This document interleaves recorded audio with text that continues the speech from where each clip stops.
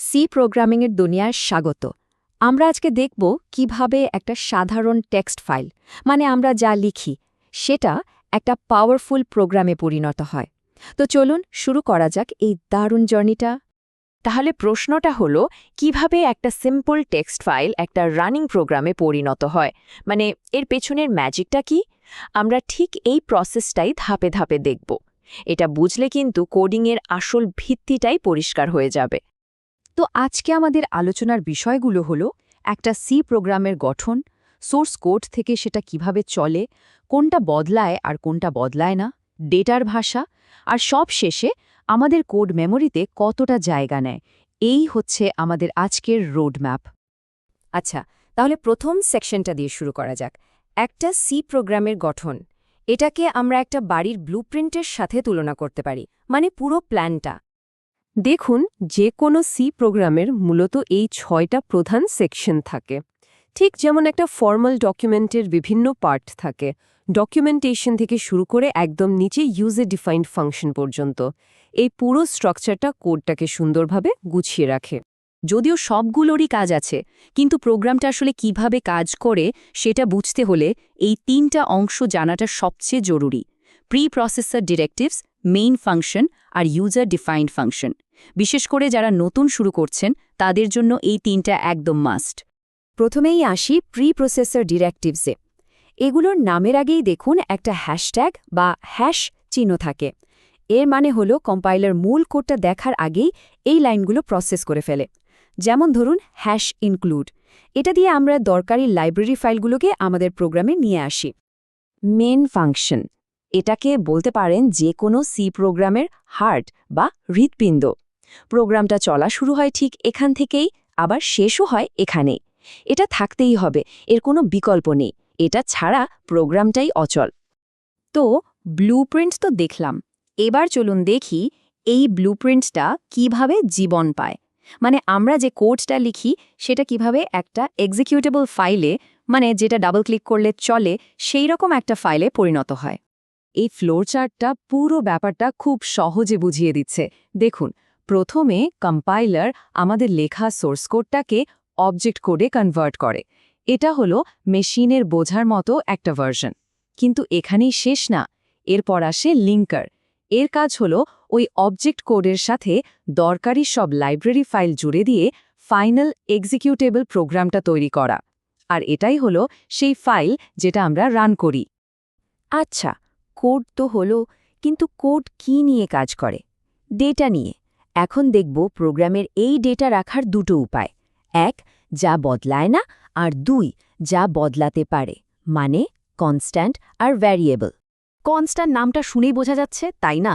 এর মানটা একদম ফিক্সড, প্রোগ্রাম চলার সময় এটা আর বদলাবে না। যেমন ধরুন পাই, বা এর মান ৩.14। এটা তো আর বদলানোর কিছু নেই। ঠিক সেরকম সিতে কনস্ট্যান্ট বানানোর দুটো পপুলার উপায় আছে। একটা হলো হ্যাশ ডিফাইন দিয়ে, আর একটা কনস্ট দিয়ে। হ্যাশ ডিফাইন কি করে?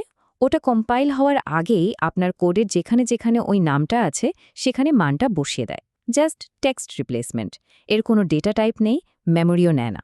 অন্যদিকে কনস্ট হলো একটা সত্যিকারের ভেরিয়েবলের মতো। এর একটা নির্দিষ্ট টাইপ আছে, মেমোরি নেয়, আর কম্পাইলার একে চেনে। এটা এদের মধ্যে মেইন ডিফারেন্স। এই দেখুন পাশাপাশি দুটো উদাহরণ, বামে হ্যাশ ডিফাইন আর ডানে কনস্ট। দুটোই কিন্তু একই কাজ করছে, মানে একটা মান ফিক্সড করে দিচ্ছে, কিন্তু লেখার ধরন বা সিনট্যাক্সটা দেখুন একদম আলাদা। আর কনস্ট্যান্টের উল্টোটা হলো ভ্যারিয়েবল। এটাকে ভাবতে পারেন একটা কন্টেইনার বা পাত্রের মতো, যেখানে আমরা ডেটা রাখি। আর সবচেয়ে বড় কথা হলো এই পাত্রের ভেতরের জিনিসটা আমরা যখন খুশি বদলাতে পারি। যেমন কোনো গেমে প্লেয়ারের স্কোর, ওটা তো বাড়তেই থাকে, তাই না? একটা ভেরিয়েবল বানানো কিন্তু খুবই সহজ। প্রথমে বলতে হয় এটা কি ধরনের ডেটা রাখবে, মানে ডেটা টাইপটা। তারপর একটা নাম দিতে হয়, ব্যাস।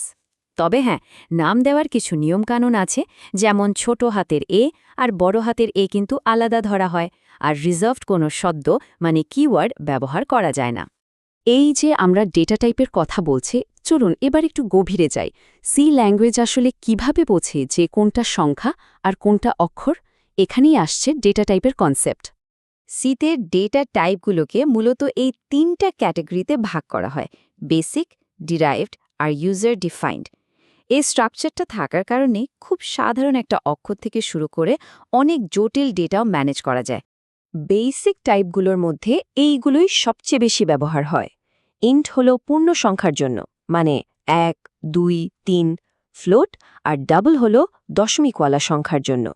4 হলো যে কোনো একটা অক্ষর রাখার জন্য, যেমন এ, বি বা সি। আর ভয়েড, এটার মানে হলো খালি বা কিছুই না।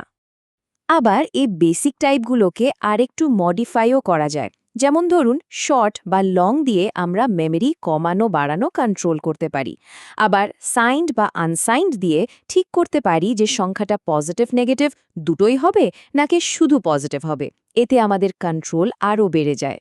সব তো হলো, কিন্তু আমরা যে এই ভ্যারিয়েবল বা ডেটা টাইপগুলো ব্যবহার করছি, এগুলো মেমোরিতে ঠিক কতটা জায়গা নিচ্ছে সেটা মাপার কোনো উপায় আছে কি?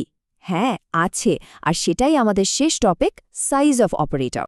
এই সাইজ অফ অপারেটরটা হলো কোডের দুনিয়ার একটা মাপার ফিতা বা মেজারিং টেপ।